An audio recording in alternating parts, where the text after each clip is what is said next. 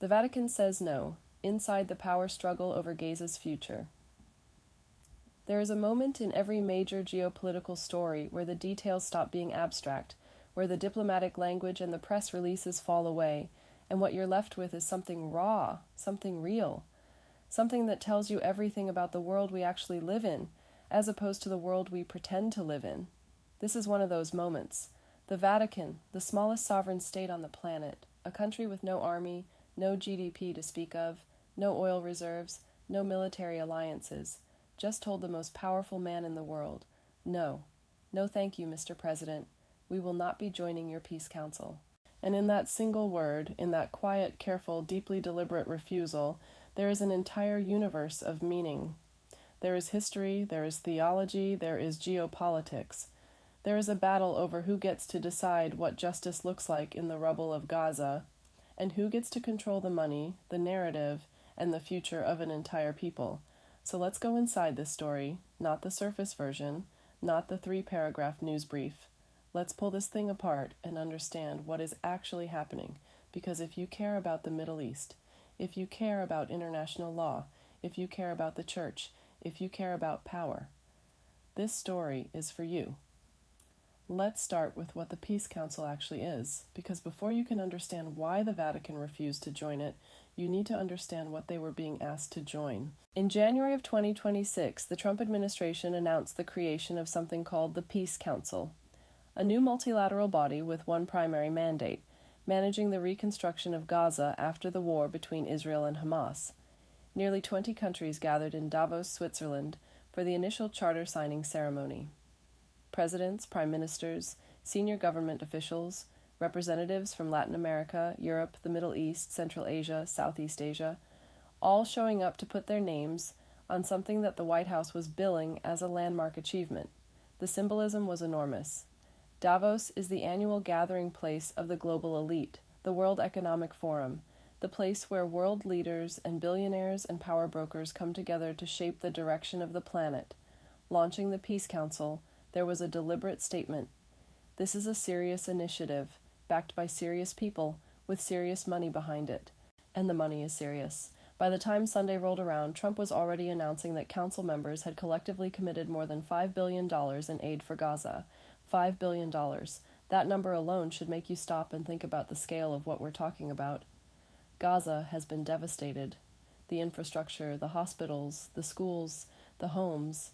The destruction has been described by international observers as some of the worst they have ever seen in a modern conflict. Rebuilding it is going to require decades of sustained effort and hundreds of billions of dollars over the long term. The $5 billion is a down payment, a signal, a statement of intent. Then came the Wednesday meeting in Washington, D.C., where those financial commitments were to be made official. The council was moving fast.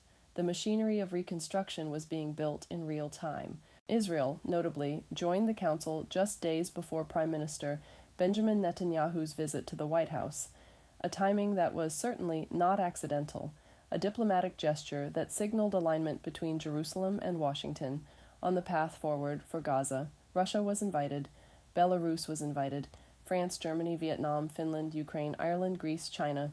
The guest list reads like a who's who of global power. Whether all of them would join was another question, but the invitations alone told you that the Trump administration was swinging for the fences, trying to build the broadest possible coalition around its vision for post-war Gaza. And then came the Vatican. The Pope who received the invitation in January was Pope Leo XIV, and if that name sounds unfamiliar to some of you, let me give you a moment of context, because it matters deeply to this story. Pope Leo XIV is the first American pope in the history of the Catholic Church. The election of an American to the papacy was itself a seismic event, a break from centuries of European tradition, a signal that the center of gravity within Catholicism was shifting, that the global South and the Americas were asserting a new kind of influence over the oldest institution in the Western world. His election was celebrated widely, not just by American Catholics, but by Catholics around the world, who saw it as a symbol of renewal and change. But being American does not mean being aligned with American foreign policy. That is a distinction the Vatican has always been careful to maintain, and it is a distinction that becomes absolutely central to understanding this refusal. The man who delivered the refusal was not the Pope himself, but Cardinal Pietro Parolin, the Vatican's Secretary of State, its top diplomatic official, its foreign minister in all but name. Parolin is a career diplomat of extraordinary sophistication. He has navigated the most delicate geopolitical terrain imaginable. He has been involved in negotiations and back-channel conversations, in places where official diplomacy feared to tread. When Parolin speaks, the words are chosen with surgical precision. Nothing is accidental. So, when Parolin said that the Vatican would not participate in the Peace Council due to its particular nature, which is clearly not the same as that of other states, that was a sentence with layers. Let's unpack them. The first layer is the obvious one. The Vatican is a unique entity in international law. It is simultaneously a sovereign state with a seat at the United Nations as a permanent observer, and the headquarters of a religious institution with 1.4 billion followers worldwide. It operates according to a different logic than other states. Its interests are not economic, not military, not territorial. Its interests are, at least in theory, universal and spiritual. It answers to a different kind of constituency than any president or prime minister. This has always given the Vatican a kind of diplomatic flexibility that no other entity possesses. It can engage with adversaries that no one else will touch. It can serve as a back channel when all other channels are closed. It can speak truth to power in ways that no elected official can, because it does not face a ballot box. But there is a second layer to Parolin's words, and this is the one that cuts deeper.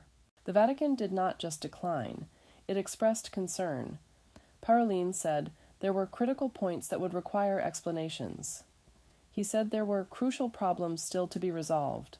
He said, and this is the line that should make every student of international relations sit up and pay attention.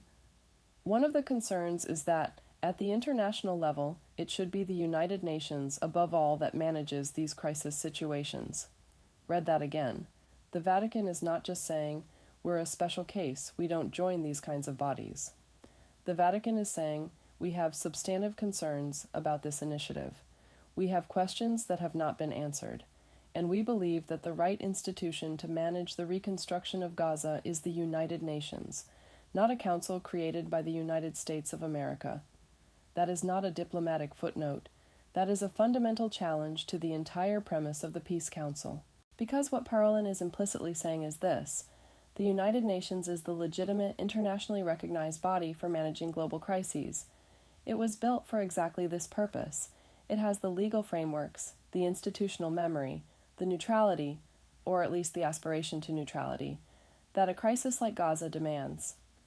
When you bypass the UN and create your own alternative structure, you are not just being creative about institution building. You are making a political choice. You are choosing to operate outside the established international order, and that choice has consequences. The Vatican is raising a question that many countries around the world are quietly asking, but are afraid to say out loud. Is the Peace Council a genuine humanitarian initiative, or is it an instrument of American and Israeli political interests dressed up in the language of reconstruction? That is a sharp question. It is not a comfortable question, but it is the right question, and the fact that the Vatican is asking it tells you something important about where the moral and diplomatic weight of this story actually lies.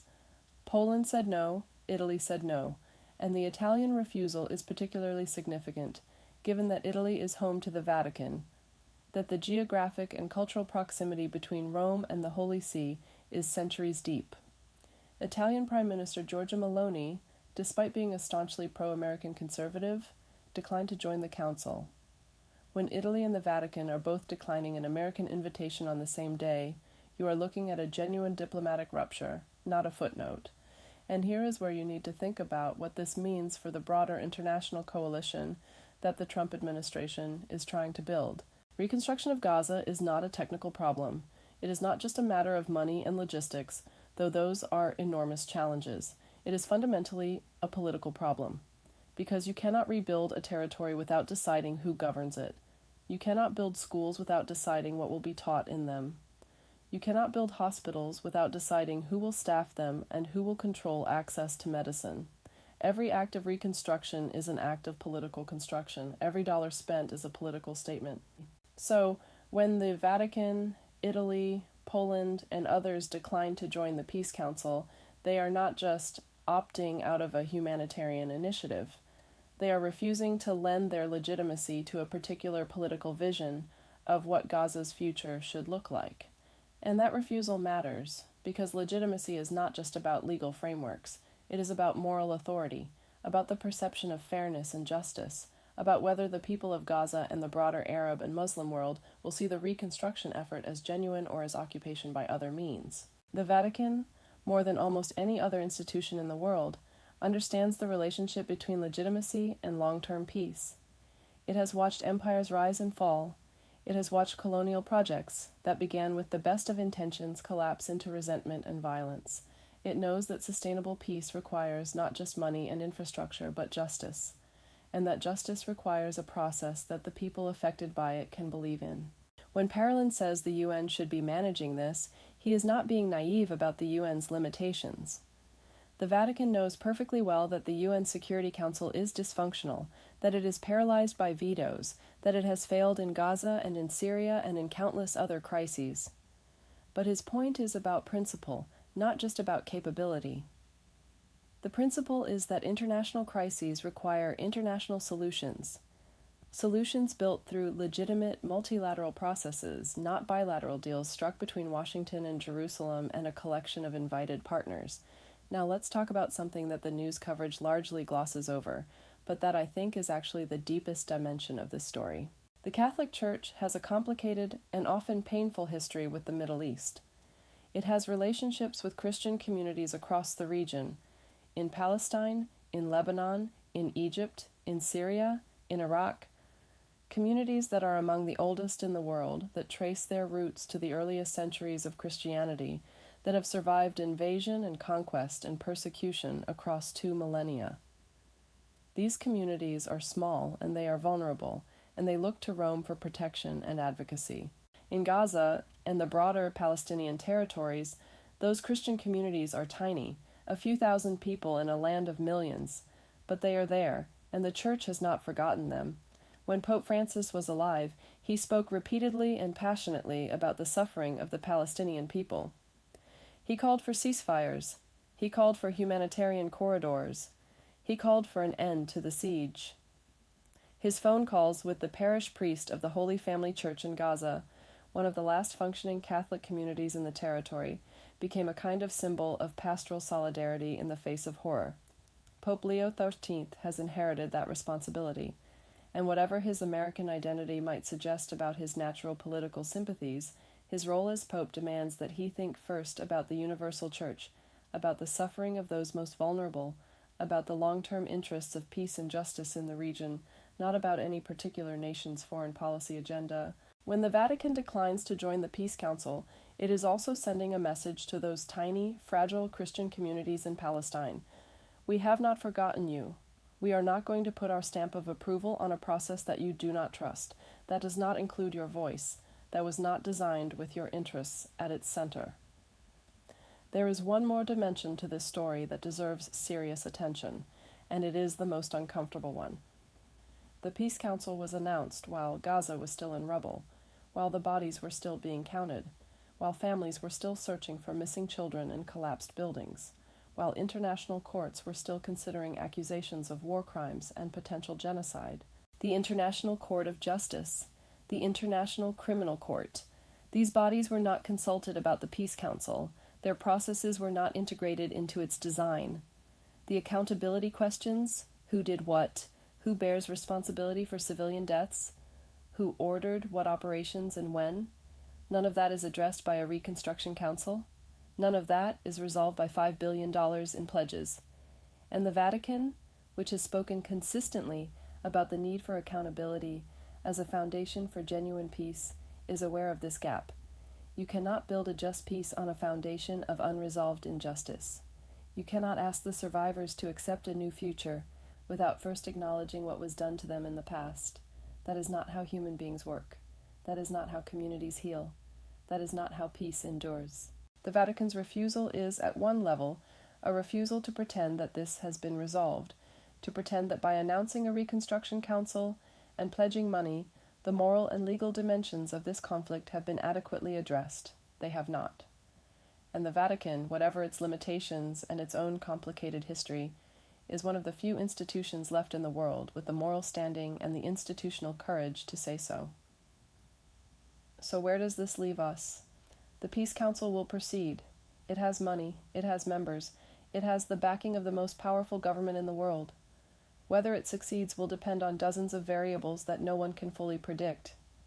The political situation in Gaza, the disposition of neighboring states, the willingness of the international community to sustain attention and funding over years and decades, the question of governance and who ultimately holds authority over Palestinian territory. But the Vatican's refusal has done something important.